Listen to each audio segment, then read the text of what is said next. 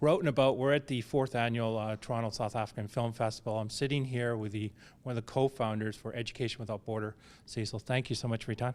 Thank you.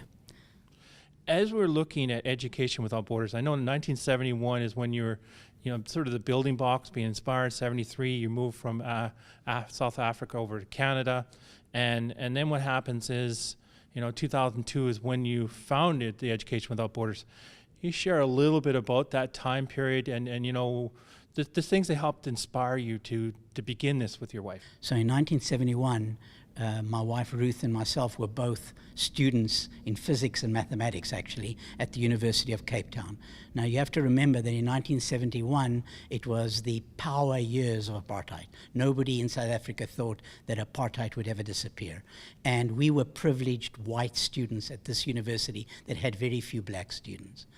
And one day we opened the newspaper of Cape Town. It was called the Cape Argus, and the centerfold was an investigation by a reporter of the state of black education in a township next to Cape Town called Philippi. And this newspaper article was writing about the only black high school called Fezeka, and it was a terrible article. The roof was leaking, didn't have books in the library, no science lab, 60 students per classroom, overworked and undertrained teachers, and so on. No fence around, no hall, etc. And I can't tell you what happened to my wife and I, except that we suddenly knew that this was an injustice. This was unfair. It's not fair that there should be a segment of the population that can have education, money, options for jobs, everything in their future, and there should be black people in that country, or that huge majority of the people that don't have it. And just the two of us, we went to the Township, we visited the principal of that school, and for the first time in our lives, we had black friends. Up until then, it was always a power relationship. It was always the gardener or the person serving us in the restaurant was black. We didn't have friendships with black people because we went to only white schools. And the university was primarily white. So that was the big thing for us. We started to make friends with the principal, the vice principal, and the teachers.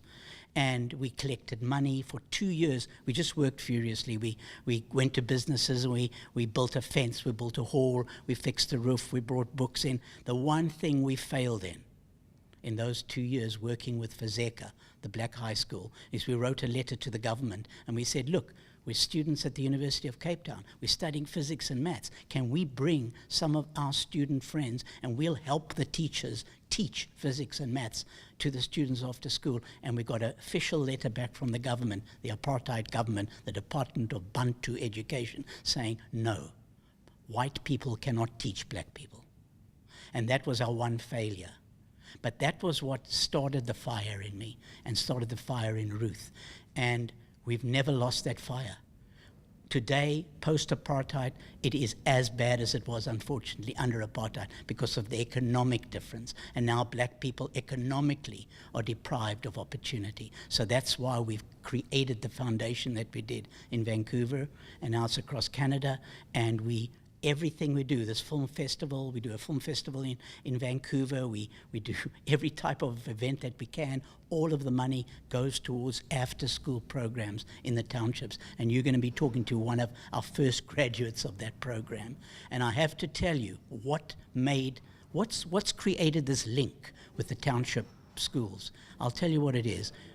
We left South Africa because after 2 years, we knew we didn't want our children to grow up split in our heads, living privileged lives, but knowing that there was this terrible injustice in the land. So we emigrated to Canada, and 30 years later, we went back. The school had burnt down in the 1976 Soweto riots and had been relocated to Gugulethu, where it is now. Half the school was in portables, that's made of cardboard, and was deteriorated.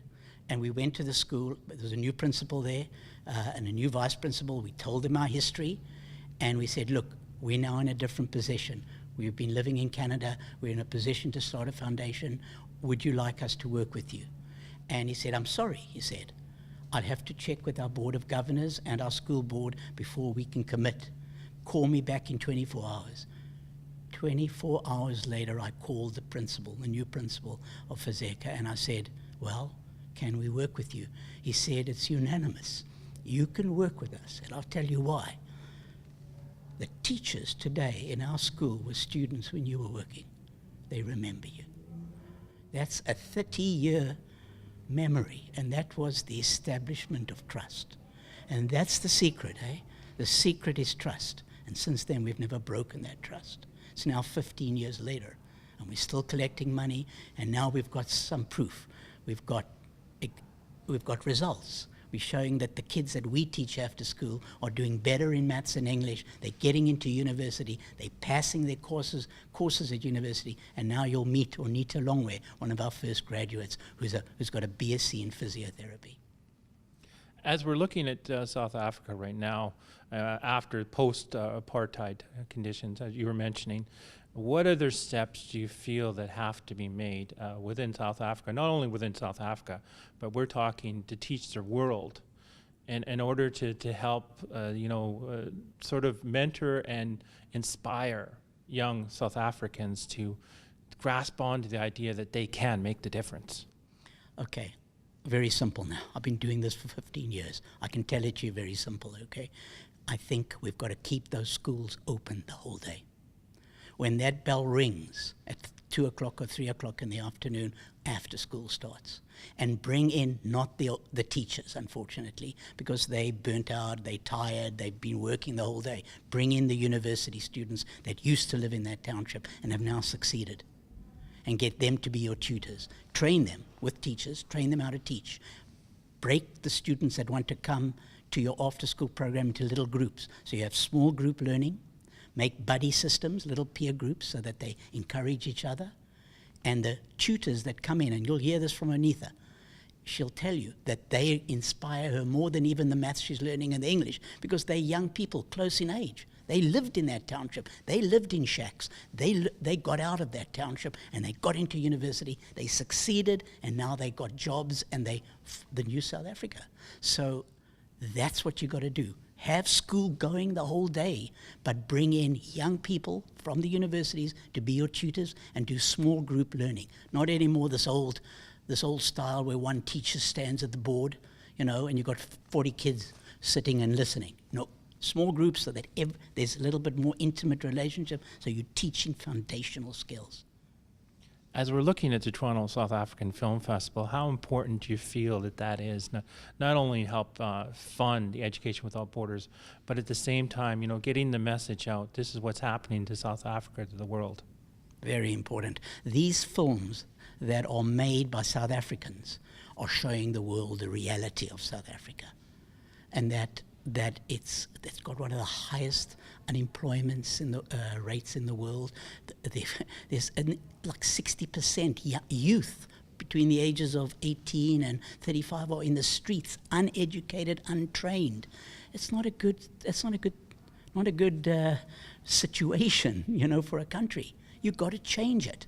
And by coming to these films, people will see the reality of it. And listen, the world is a village, okay? We're connected. That kid that grows up in that little township didn't ask to be born there. The kids that are born in Canada are related to that kid in that village, okay? Every child in this world has a right and has a privilege and a right to have a chance in life, okay? I want to thank you so much there, Cecil, for the inspirational words that you shared. Keep doing the amazing work that you're doing. Thank you.